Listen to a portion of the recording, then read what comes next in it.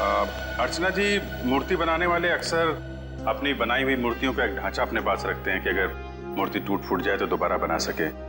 निशित जी भी ऐसा करते थे क्या? हाँ हाँ, उसके वो सारे ढांचे पिछले बाजू रखते थे। हम वो जगह देखना चाहेंगे।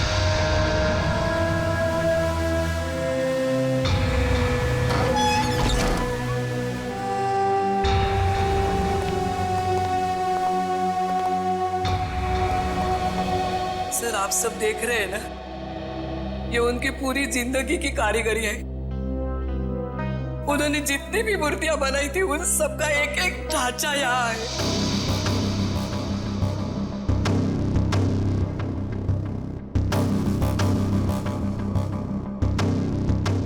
वो वाला नहीं दिख रहा है? कौन सा वाला? वो सुमित जी की जो मूर्ति का ढांचा। वो उस तरफ होना चाहिए।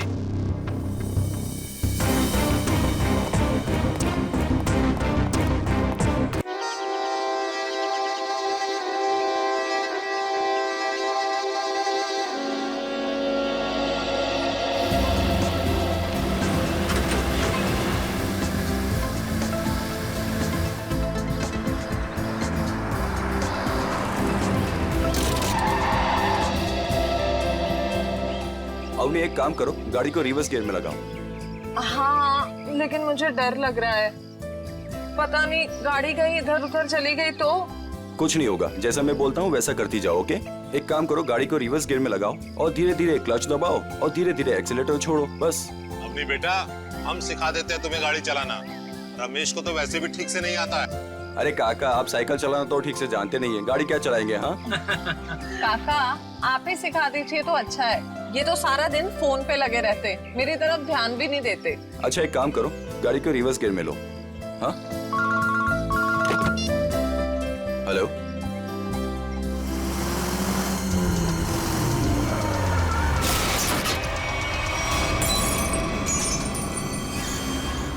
अवनी, ये तुमने क्या कर दिया? हाँ, बदबू कहां से आ रही है?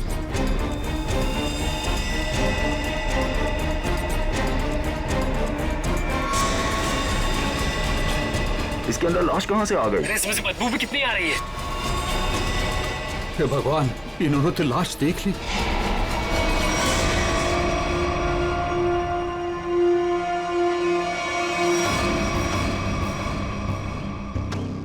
इस मूर्ति का बेस तो एकदम अच्छे से बनाया गया है, कोई लापरवाही की गई ऐसा लगता तो नहीं है।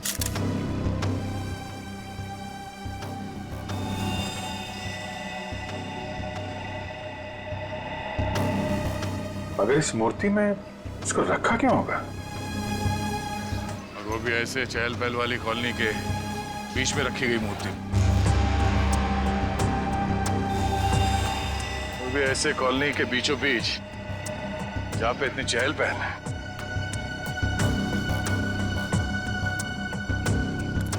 सर, कॉलोनी के लोग काफी घबराए हुए हैं। किसी को नहीं पता है लाश किसके। और सर, इस कॉलोनी से कोई गायब भी नहीं हुआ है। चलो देखते हैं।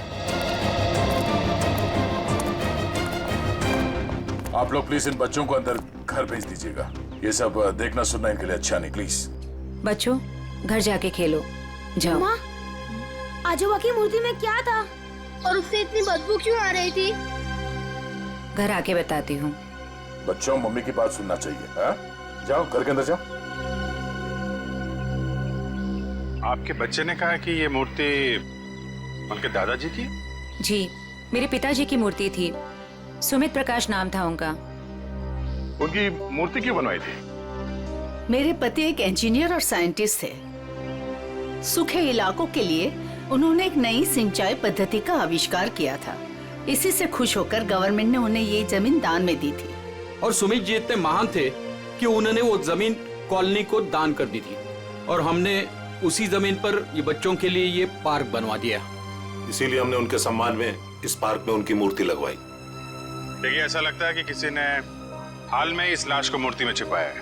हाँ, कुछ महीनों पहले। आप लोग बता सकते हैं कि मूर्ति यहाँ कब लगाई गई थी? क्योंकि शायद लाश को उसी वक्त अंदर रखा गया था। ये क्या कह रहे हैं सर? ऐसा हो ही नहीं सकता। सुमित जी जिस साल गुजर गए उसी साल ये मूर्ति वहाँ लगवाई गई थी। कम से कम 39 साल हो गए। 39 साल पहले? तो ये हो सकता है कि जब हाल फिलहाल में मूर्ति बदली गई हो या फिर इसकी मरम्मत की गई हो तब ये लाश इसमें डाल दी गई हो। जी नहीं, जब से ये मूर्ति लगवाई गई है तब से ना इसकी मरम्मत हुई है और ना इसे बदला गया। ऐसे कैसे हो सकता है? कुछ महीनों पहले मरे हुए आदमी की लाश इतनी पुरानी मूर्ति के अंदर कैसे हो सकता है? शायद ऐसा हुआ हो कि रात के अंधेरे में ये काम हुआ हो और आप लोगों को पता नहीं चला। पूर्वी, जरा वॉचमैन से पता कर। सर इस कॉलोनी में करीब 200 फैमिलीज रहती है। अगर किसी ने रात को पुतला बदला होता, किसी ने तो देखा होता, लेकिन यहाँ तो किसी ने कुछ देखा ही नहीं। सर यहाँ पर 2 वॉचमैन है, एक दिन में ड्यूटी करता है और एक रात में, और दोनों का ही कहना है कि किसी ने भी मरम्मत का काम होते हुए नहीं देखा। कमाल है, अगर कोई काम हुआ नहीं है तो फिर ये लाश मूर्ति के अंदर आई कैसे है? सचिन, 39 साल पहले ये ब्रॉन्ज की मूर्ति खड़ी की गई हो, तब से लेकर आज तक ना किसी ने उसकी मरम्मत की, ना उस मूर्ति को बदल दिया। हाँ सर, 1976 की बात है सर।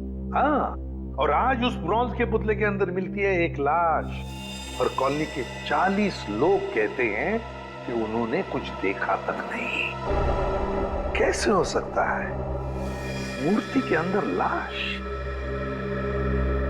2 ही तरीके आते हैं मेरे दिमाग में, एक या तो पुरानी मूर्ति के अंदर लाश रखी, या फिर नई मूर्ति बनाकर उसके अंदर लाश डालकर उस नई मूर्ति को पुरानी मूर्ति की जगह रखी गई और पुरानी मूर्ति गायब कर दी गई होगी। सर लेकिन ब्रॉन्ज की नई मूर्ति बनाने के लिए तो कई दौर से गुजरना पड़ा होगा। पहले तो उसने प्लास्टर ऑफ पेरिस का ढांचा तैयार किया होगा, फिर उस ढांचे से उसने नया सांचा तैयार किया होगा, और फिर कम से कम 1200 डिग्री सेल्सियस पे उसने उस ब्रॉन्ज को पिघला कर उसमें डाला होगा, और फिर उसके टुकड़े किए होंगे, टुकड़ों को फिर वेल्डिंग करके जोड़ा गया होगा, फिर मूर्ति तैयार होगी तो उसे खड़ा कर दिया गया होगा। ये कुछ चुटकी भर में थोड़ी होता है, बहुत टाइम लगा होगा, बहुत टाइम लगा होगा। और सर लाश को मूर्ति में रखा गया होगा, मूर्ति को कॉलोनी में लाया गया होगा, और फिर पुरानी मूर्ति की जगह रखा गया होगा। पूर्वी, इतनी बड़ी मूर्ति कोई गोदी में उठाकर तो नहीं ला सकता, उसे लाने के लिए एक ट्रक या फिर कोई बड़ी गाड़ी लाई होगी, उसके साथ साथ उसे खड़े करने के लिए क्रेन लाया गया होगा। इतना सब अगर हुआ है फिर भी कॉलोनी के लोग कहते हैं कि उन्हें कुछ मालूम नहीं, ऐसा कुछ हुआ ही नहीं। सर फिर तो पहला वाला तरीका इस्तेमाल किया गया होगा सर। बॉडी को कॉलोनी में लाया गया होगा और फिर मूर्ति में रख दिया गया होगा। पंकज, मूर्ति को लेटाया गया होगा, उसके बाद उसके अंदर लाश को रखा गया होगा और फिर उसे खड़ा भी किया होगा। कैसे हो सकता है, कैसे हो सकता है ये? सर इतना अजीब तरीका लाश को ठिकाने लगाने का, खूनी को ये सब करने की जरूरत क्या थी? वही तो, इतनी तकलीफ क्यों? लाश को ब्रॉन्ज की मूर्ति के अंदर ही क्यों? कोई ना कोई वजह तो जरूर होगी, पर है कौन ये? है कौन ये? लाश है किसकी? कैसे मरा है? मरा या मारा गया? इस आदमी की उम्र 45 साल है और इसकी मौत इसके सर पे लगी चोट की वजह। अरे sir sir sir sir, Hindi में बोलेंगे तो मुझे भी समझ में आएगा। क्या बोल रहे हैं? इस आदमी की उम्र 45 साल है और इसकी मौत इसके सर पर लगी चोट की वजह से हुई है। ये हुई ना बात, थैंक यू। और कुछ और बता सकते हैं? कोई जादू है, चुटकी बजाऊंगा हो जाएगा? अरे कोई जादू है जो चुटकी बजाऊंगा सब कुछ हो जाएगा? मन तो करता है चुटकी बजा दूं और ये आदमी गायब हो जाए। क्या बोले तुम? मतलब मैं कह रहा था साड़ुंके साहब, आप चुटकी बजा दे तो केस सॉल्व हो जाएगा। कितना किया है, ये तो कुछ भी नहीं है। हाँ, लेकिन अभी मेरा चुटकी बजाने का मूड नहीं। ठीक है, तो मैं उधर बजा लेता हूँ चुटकी। किधर चले जाते हो? हाँ देखिए आप, तारिका जी।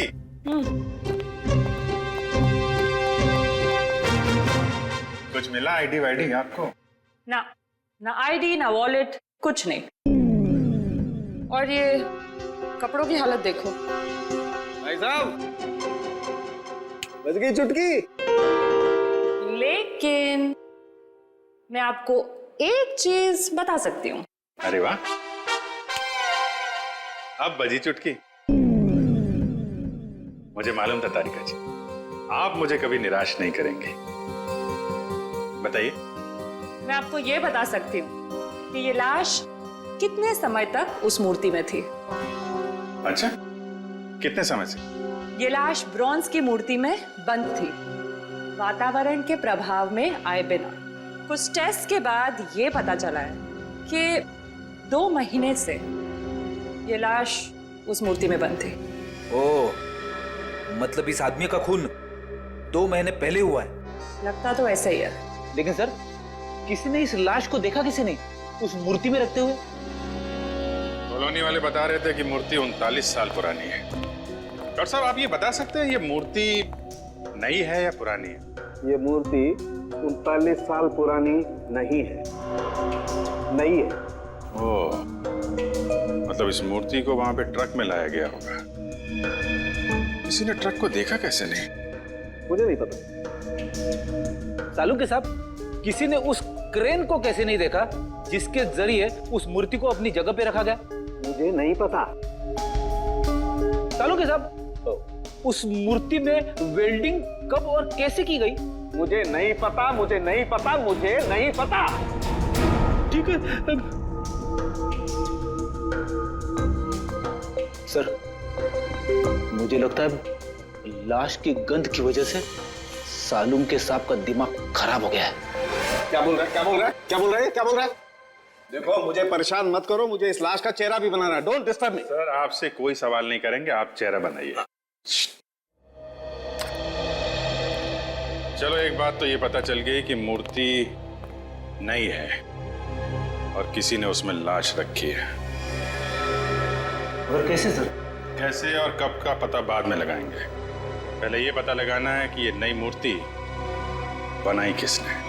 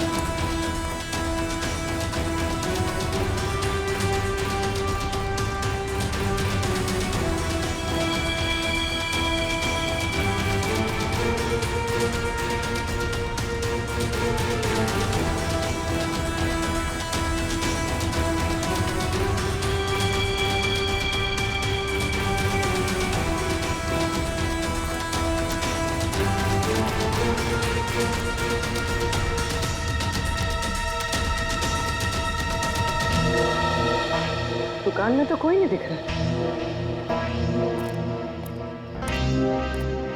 वाह, एक खूबसूरत लड़की मेरे दुकान पे। सीआईडी से हूँ मैं। तो क्या हुआ? लगता है तुम्हारा दिमाग ठिकाने पे नहीं है मिस्टर कुमार। क्या? कुमार? मैं किसी कुमार सुमार को नहीं जानता और न मैं कुमार सुमार हूँ। तुम निशित कुमार नहीं हो जिसकी ये दुकान है? ओह, इस दुकान के पहले वाले मालिक निशित कुमार, उनकी बात कर रही है ना? पहले वाला मालिक? हाँ, निशित कुमार का 2 महीने पहले खून हो गया।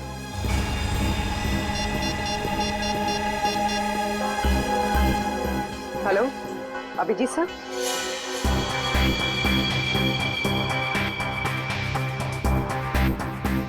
तारिका, बन गया ना चेहरा? तो इन्होंने ये दुकान निशित कुमार से खरीदी और 2 महीने पहले उनका खून हो गया। 2 महीने पहले की वो लाश थी ना जो उस मूर्ति में से मिली? हाँ सर, लाश। हाँ, लाश। आप ये बताइए कि निशित कुमार के बारे में और क्या जानते हैं आप? सर, मुझे ज्यादा पता नहीं है। उनकी माली हालत भी ठीक नहीं थी और कई सालों से उनके पास कुछ काम भी नहीं था। उनके घर का एड्रेस देना। वो घर में अकेली ही थी। जब मैं बाहर से आई तो देखा चोरों ने उनका गला काट दिया था। शायद मैं यहाँ होती तो उनको बचा सकती थी सर। हम आपकी तकलीफ समझ सकते हैं अर्चना जी, पर क्या आप बता सकती हैं कि क्या क्या चोरी हुआ था? कुछ नहीं, चुराने के लिए आई ही क्या घर में? कुछ नहीं था और अब भी नहीं है। आपके पति जो मूर्तियां बनाते थे वो किन के लिए बनाते थे? मेरा मतलब है उनके क्लाइंट्स कौन कौन थे? मुझे पता नहीं, लेकिन उनकी सारी चीजें वो अलमारी में रखते थे। हम वो अलमारी देख सकते हैं? जी। अलमारी देख लो जरा।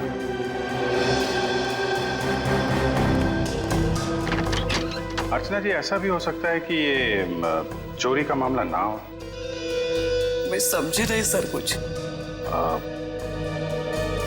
निशित जी का कोई दुश्मन भी था जो उनकी जान लेना चाहता हो? सर मामूली सा शिल्पकार, उनका दुश्मन कौन हो सकता है?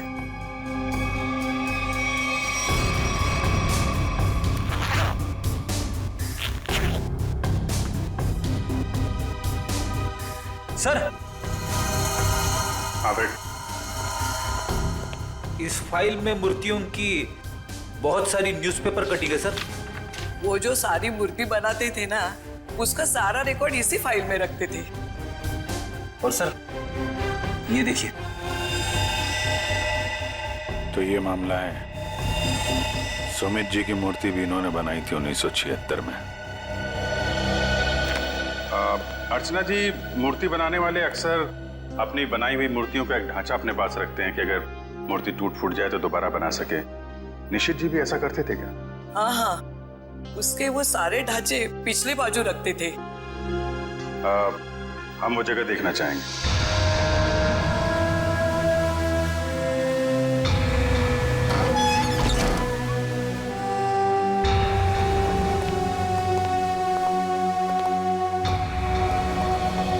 सर आप सब देख रहे हैं ना, ये उनकी पूरी जिंदगी की कारीगरी है।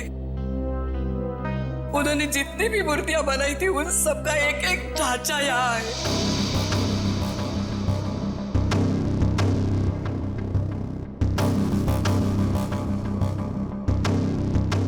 वो वाला नहीं दिख रहा है? कौन सा वाला? वो सुमित जी की जो मूर्ति का ढांचा। वो उस तरफ होना चाहिए।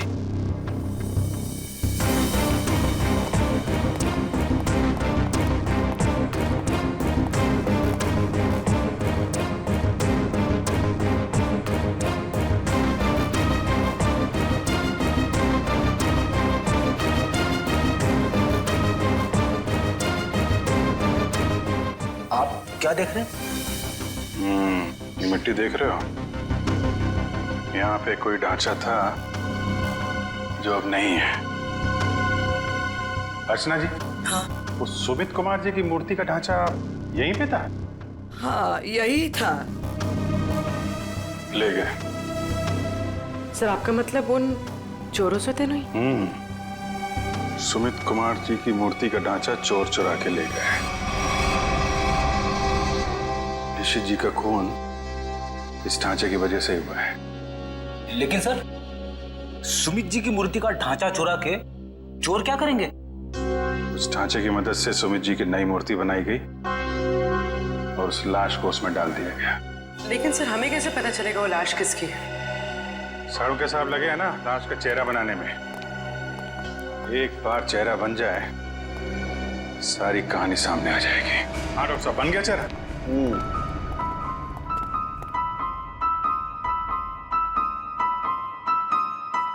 ये देखो बॉस, ये है वो मरा हुआ आदमी। क्या? ये कैसे हो सकता है? डॉक्टर साहब, ये क्या मजाक है? भाई साहब, मैं मजाक नहीं कर रहा हूँ, यही है उस आदमी का चेहरा, ऐसा ही दिखता है वो। मैं जानता था, मुझे बिल्कुल पता था ये कुछ ऐसा करेंगे जिससे सारा केस उलट जाए। क्या बात कर रहे हो यार तुम? मैं ऐसा क्यों करूंगा? क्या हो गया तुम्हें? अभिजीत, ये क्या कह रहे हो तुम? ये उसी आदमी का चेहरा है। सर मजाक क्यों करेंगे? क्योंकि डॉक्टर साहब ने जो चेहरा बनाया है वो मूर्ति का चेहरा है।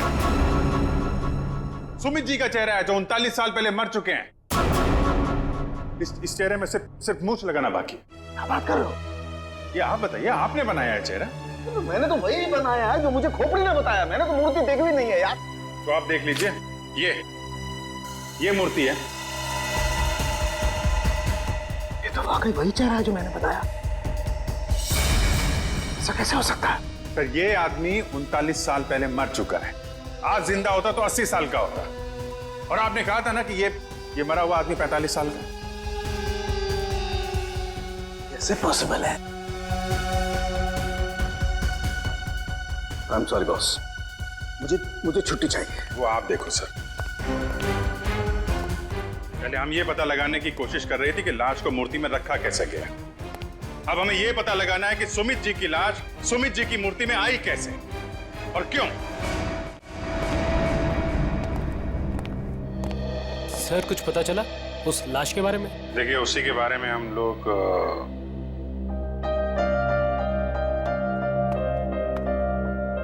बच्चों, हमें आपकी नानी और मम्मी से कुछ जरूरी बात करनी है। और बातें ऐसी हैं जो आप लोगों को नहीं सुननी चाहिए। तो आप लोग प्लीज अंदर जाइए। क्यों? हम क्यों नहीं सुन सकते? ये बड़ों की बातें हैं, बच्चों का कोई काम नहीं। हमें पता है, हमारे आजोबा की मूर्ति में से लाश मिली है ना। आप उसी के बारे में बात करने आए हो ना? हाँ, और कुछ जरूरी बातें हैं। आप लोग अच्छे बच्चे हो ना? हो ना? प्लीज अंदर जाओ।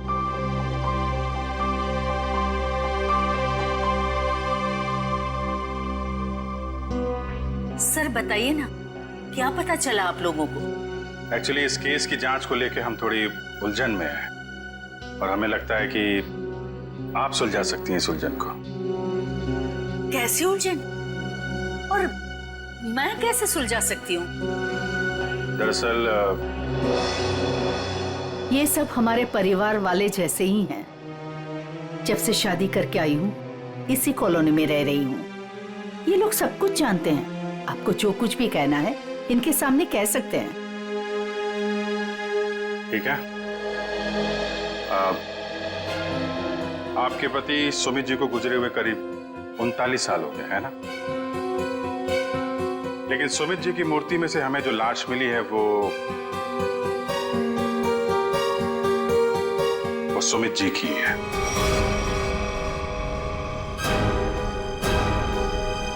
ये कैसे हो सकता है? ऐसा ही हुआ है। ये देखिए।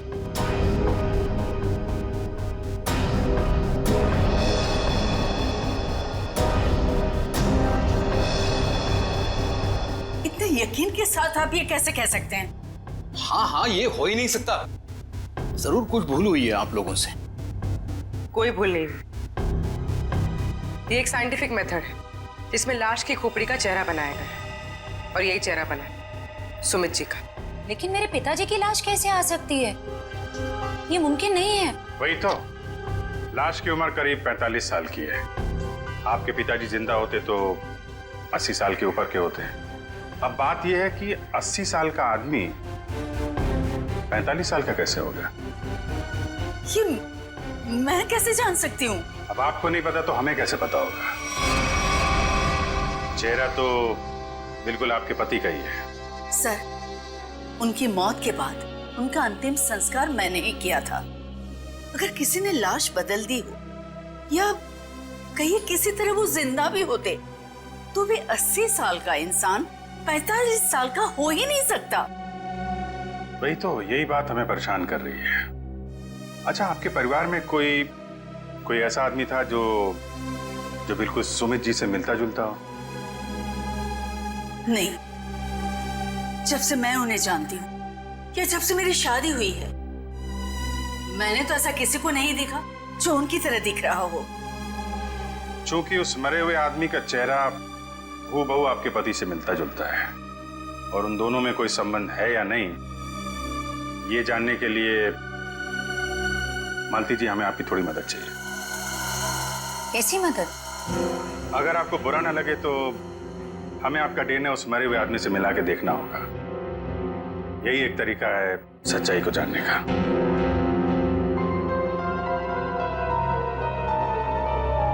ठीक है, मैं तैयार हूँ, क्योंकि हम भी इस सवाल का जवाब चाहते हैं।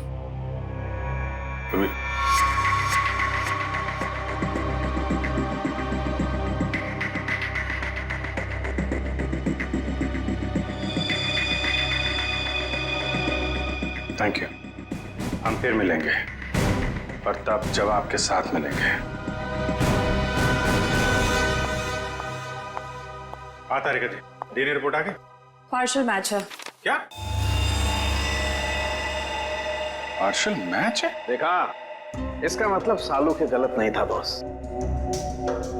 ये आदमी सुमित के परिवार का ही, बाप का डीएनए बेटी में भी है और इस मरे हुए आदमी में भी। निश्चित रूप से ये आदमी सुमित के परिवार का ही कोई है।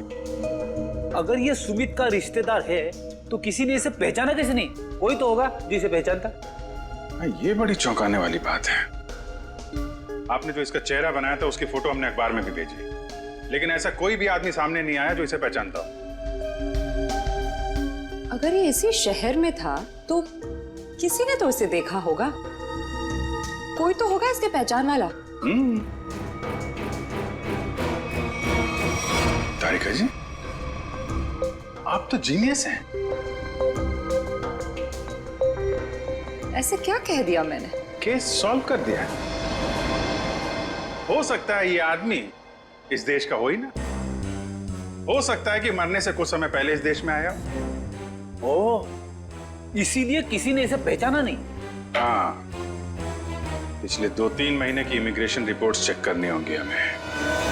पंकज, आज के अखबार में मैंने अपना राशिफल देखा। जानते हो क्या लिखा था उसमें? क्या था सर? बहुत जल्द नौकरी में बदलाव होगा। इसका मतलब जानते हो?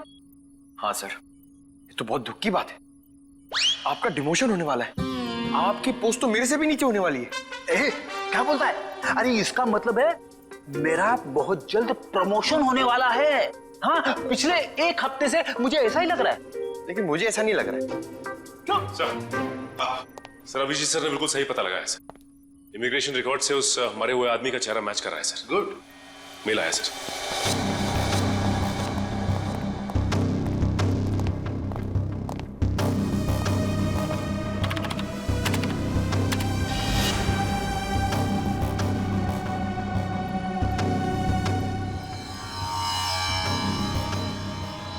सचिन, ये तो बिल्कुल सुमित जैसे ही दिखता है। इसका नाम ब्रेंडन है, उम्र 45 साल और 2 महीने पहले यूके से आया था सर। मतलब आते ही मौत हो गई उसकी।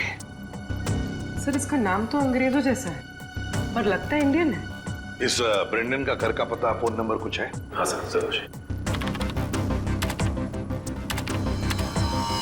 पूर्वी, इस नंबर पे फोन करो। घर का ही फोन नंबर होगा ही। उसके माता पिता से बात करो, मगर सावधानी से। शायद उन बेचारों को पता भी नहीं होगा ब्रेंडन के साथ क्या हुआ है। और देखो बातचीत में कुछ पता चलता है क्या इस ब्रेंडन के बारे में। सर। हाँ सर, मैं सीआईडी छोड़ रहा हूं। अब और बर्दाश्त नहीं होता। मैं पागल हो जाऊंगा। क्यों? ऐसा क्या हो गया? इस केस में बहुत कंफ्यूजन है और सबसे बड़ी बात तो यह है कि वो आदमी अंग्रेज निकला। मेरा दिमाग फट जाएगा सर। मैं भी छुट्टी पे जा रहा हूँ सालू के साथ।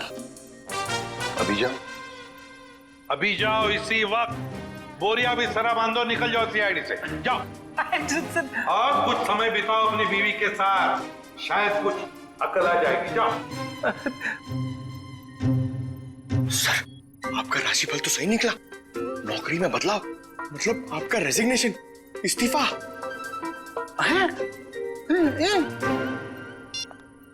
सर। हाँ पूर्वी, बात हो गई? हाँ सर, एक और चौंकाने वाली बात पता चली। क्या? सर, ये ब्रेंडन सुमित का बेटा था। ब्रेंडन सुमित का बेटा है? वो कैसे? उसकी पहली शादी से। सुमित ने बियाट्रिस नाम की एक अंग्रेज औरत से 1970 में शादी की थी। बेटे को जन्म देते हुए वो औरत मर गई।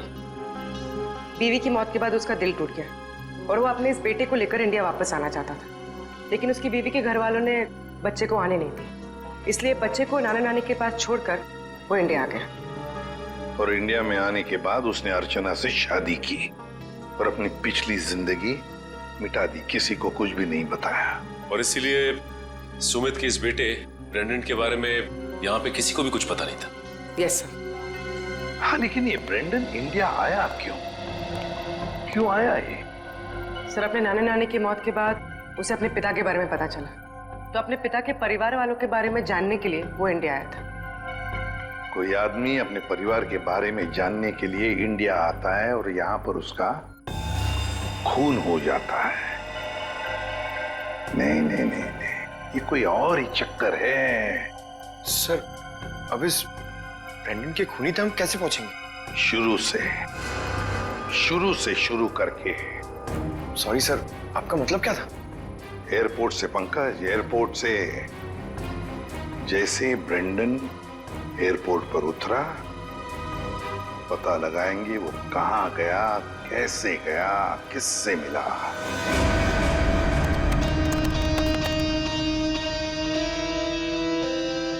सर, ये फुटेज एयरपोर्ट के अराइवल गेट की है सर, जब ब्रेंडन इमिग्रेशन से बाहर निकल चुका था। सर, ये रहा ब्रेंडन, ये कैप वाला आदमी ब्रेंडन से मिलने आया। कैप की वजह से उसका चेहरा ठीक से दिख नहीं रहा। जरा जूम करो उसमें।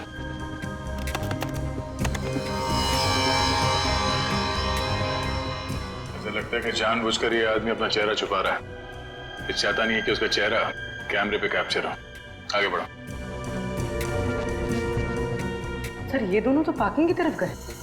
इसका मतलब इस कैप वाले आदमी की गाड़ी पार्किंग में है। एक काम करो, इन दोनों के बाहर निकलने से आधे घंटे तक जितनी भी गाड़ियां एयरपोर्ट के पार्किंग लॉट से बाहर निकली है, उन सब के डिटेल्स निकालो। पता चल जाएगा इस कैप वाले की कौन सी गाड़ी है।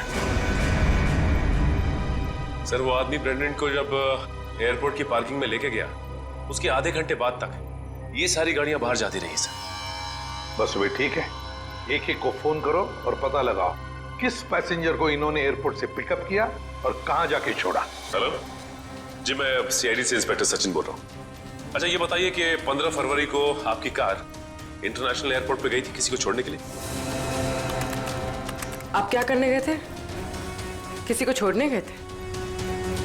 मिसेस आंचल कुमार। ओके पूर्वी। Okay okay. क्या? किसको छोड़ने गए थे? Peter Frank. अच्छा, ये कौन सी फ्लाइट से आए? ओके।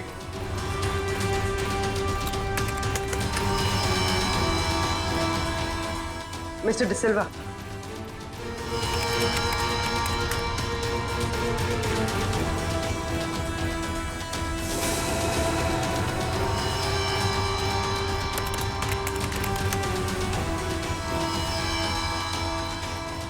ओके पूर्वी, अब बचा है सिर्फ एक नंबर, ये VH 543259। और सर, ये नंबर किसी मिस्टर अनिल के नाम पे, जो कि लोनावाला के बंगलो पे रजिस्टर्ड है सर। लेकिन ये आदमी फोन नहीं उठा रहा है सर। फोन नहीं उठा रहा है? लगता है ये अनिल ही पिकअप करने आया था ब्रेंडन को एयरपोर्ट पर। सर, कहीं इस अनिल ने ही तो ब्रेंडन का खून नहीं किया? हो सकता है पूर्वी। एक बात तो पक्की है, इस अनिल का जरूर कोई ना कोई संबंध है ब्रेंडन के खून के साथ। सरकार के रजिस्ट्रेशन के हिसाब से अनिल जी का घर यही है। काफी पैसे वाला लगता है ये अनिल जी। इतना बड़ा बंगला, वो कार। लेकिन इस अनिल जी को ब्रेंडन से क्या काम पड़ गया? सर, मुझे तो लगता है कि इस ब्रेंडन को इंडिया में कोई जानता ही नहीं होगा। तो ब्रेंडन को इंडिया में कोई जानता नहीं था, तो ये अनिल एयरपोर्ट क्यों गया था उन्हें लेने? उसके बाद ये ब्रेंडन गायब कहाँ हो गया? कोई दरवाजा खोल क्यों नहीं रहा है? जी, कौन है आप लोग और क्या चाहिए? आपके मालिक अनिल जी से मिलना है। कहाँ है वो? वो नहीं है। आप क्यों पूछ रहे हैं साहब? देखिए, बेमतलब परेशान मत करिए, नहीं तो अभी पुलिस को फोन कर देंगे। हम लोग सीआईडी से हैं। सीआईडी? सीआईडी कहाँ से?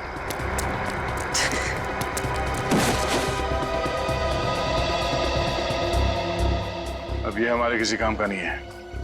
लगता है अनिल जी उसी तरफ है जिस तरफ ये भाग रहा है। चलो देखते हैं।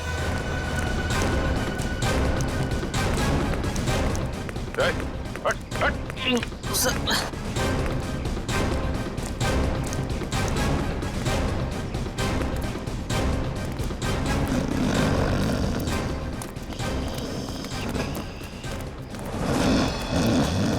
लगता है यही अनिल जी है।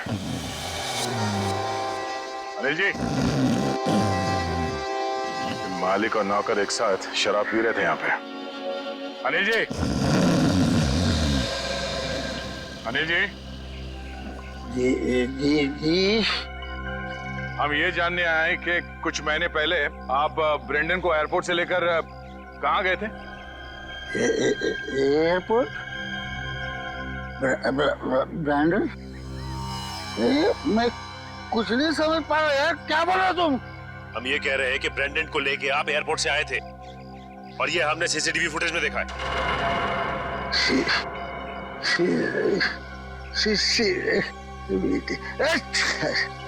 अनिल जी, आपकी कार कौन सी है?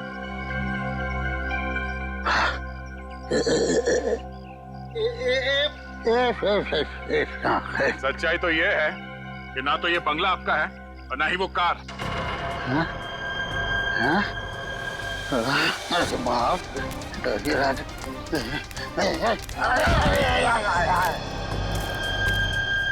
अब सच बताओ।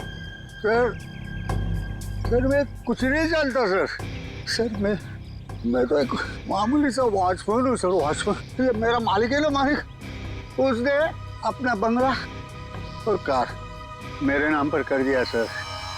ये मेरा कुछ भी नहीं है सर। तो फिर किसका है? सर मैं कैसे बोलूं सर, मेरी जान चली जाएगी सर। देखो, तुम चिंता मत करो, कुछ नहीं होगा तुम्हें। सिर्फ ये बताओ, किसने कहा था तुम्हें ये सब करने के लिए? क्या बात है, आप लोगों ने हमें यहाँ क्यों बुलाया? कुछ पता चला क्या? हाँ, एक चौंकाने वाली कहानी। ये कहानी हम आप लोगों को भी सुनाते हैं। इस कहानी को हम वहां से शुरू करते हैं जब सुमित जी को सरकार ने जमीन दान दिया था। उस जमीन में सिर्फ एक छोटा सा गार्डन नहीं था, बल्कि वो जमीन भी था जिसपे आज मॉल बना हुआ है आपके कॉलोनी के पीछे। लेकिन इस बात का पता हमें क्यों नहीं चला? क्योंकि आप लोगों से पहले कुछ और लोगों को पता चल गया। उन्हें यह भी पता चल गया कि सुमित जी अपनी पूरी जमीन को बच्चों के पार्क के लिए दान करना चाहते हैं, और ये बात उन्हें अच्छा नहीं लगा। उन्होंने सुमित जी को रोकना चाहा। जब सुमित जी नहीं माने तो उनका फोन कर दिया। क्या? जी हाँ, सुमित जी का एक्सीडेंट कोई एक्सीडेंट नहीं था। इसकी प्लानिंग की थी उन लोगों ने, और उन लोगों ने जमीन का एक छोटा सा हिस्सा आपके कॉलोनी को दिया और बाकी बिल्डर्स को बेच दिए। वो मॉल जहाँ पे खड़ा है वो जमीन। बिल्डर से मिले पैसे से ऐश कर रहे हैं वो लोग। उनके पास देश विदेश में बहुत सारे घर हैं, बंगलो हैं, ढेर सारी गाड़ियां हैं, और ये बात किसी को नहीं पता, उनके दोस्तों और परिवार वालों को भी नहीं। और सुमित जी का बेटा ब्रेंडन जब अपने परिवार वालों से मिलने इंडिया आया तो उसे भी मार दिया गया। क्यों, ये हमें मालूम नहीं। और फिर बेटे की लाश को पिता के मूर्ति में छुपा दिया। अब ये कैसे किया है, ये हम जानना चाहते हैं। लेकिन वो कौन लोग हैं? यही हैं वो लोग।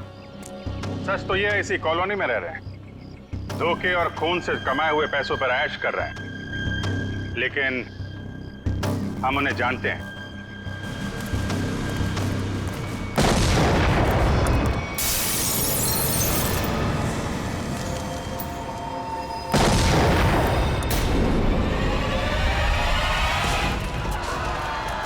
अजय, अजय, पीछे आइए जल्दी।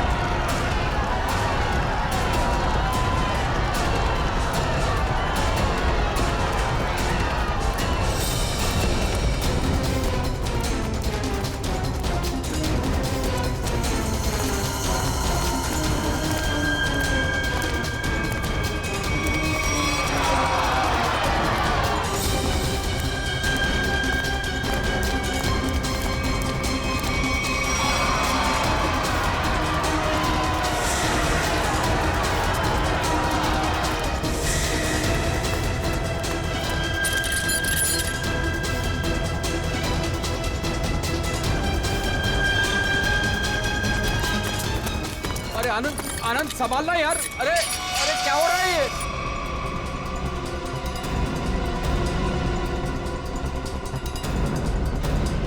कहाँ भाग रहे हो?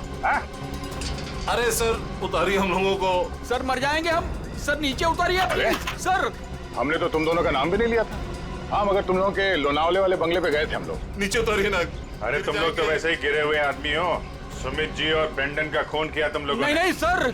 वैसे हमें पता चल गया, तुम लोगों को मालूम पड़ गया था कि तुम्हारे करतूत के बारे में हमें पता चल गया। सर नीचे उतारिए प्लीज। इसलिए कॉलोनी वालों की जान को नुकसान पहुंचा है। हाँ? और अब उसका भगदड़ का सहारा लेके भाग रहे तुम लोग। सर उतारिए हमें। सर नीचे उतारिए प्लीज। नीचे उतारिए ना मर जाएंगे सर। सर नीचे उतारिए ना। से।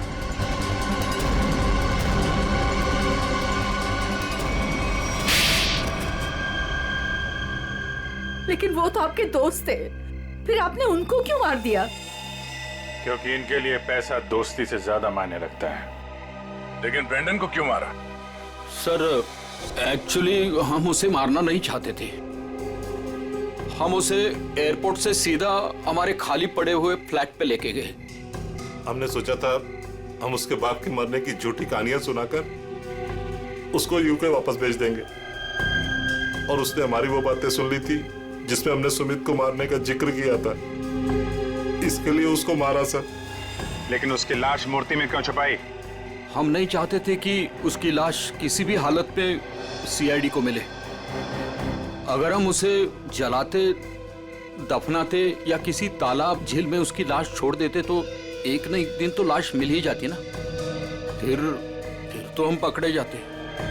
इसलिए हमने उसकी लाश सुमित की मूर्ति के अंदर डाल दी थी ताकि कोई ढूंढ ना सके। इसीलिए तुम लोगों ने निशित को मार दिया और उसके गोडाउन से सुमित जी के पुतले का ढांचा को चुरा लिया और नई मूर्ति बनाई। हाँ?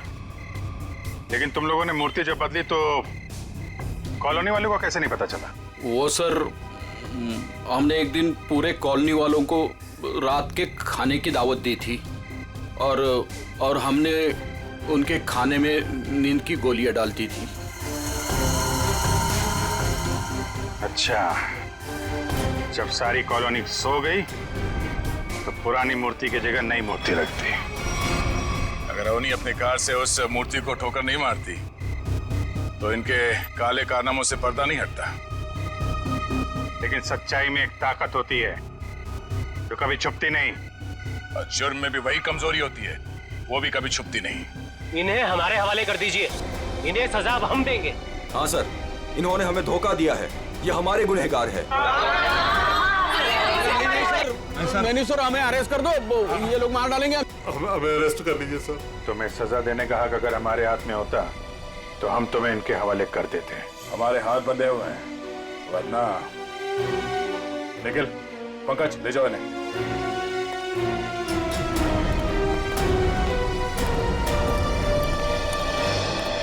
बेटा, आप लोगों का बहुत बहुत शुक्रिया कि आप लोगों ने ये गुत्थी सुलझाई और छिपे हुए गुनहगारों को पकड़ लिया। ये तो हमारा फर्ज था, लेकिन हम पूरी कोशिश करेंगे कि मॉल की जमीन भी कॉलोनी को वापस मिल जाए। आपके पति का जो सपना था वो पूरा होके ही रहेगा। खुश रहो बेटा, खुश रहो।